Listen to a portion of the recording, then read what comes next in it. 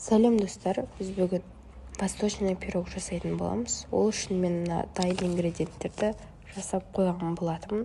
Оған мен 1 жұмыртқа, 70 грамм шекер, 130 грамм сары май, 1 шай қасық разрыхлитель қопсытқыш, сосын ұн қосқан болатынмын. Ұн 220-250 граммдай болса да болады. Бізде тесто солай шығады.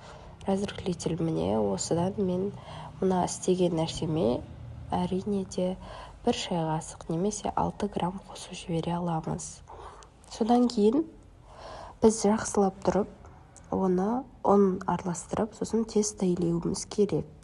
Тесто ол бізде кәдімгі печеньенің тестосы секілді болып шығады. Каналға жазылуды ұмытпаңыздар. Содан кейін біз жақсылап тұрып оны араластырғанда міне осындай тесто шығады. Өзі түрінен көрініп тұр, печеньенің тестосына қатты ұқсайды.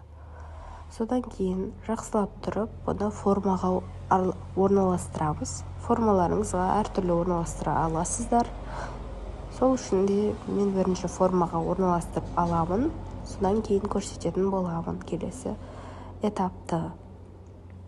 Одан кейін біз ең алдымен жақсылап тұрып осындай кешью, грек жаңғағы, сосын мынандай жаңғақты да мен қосып салған болатынмын.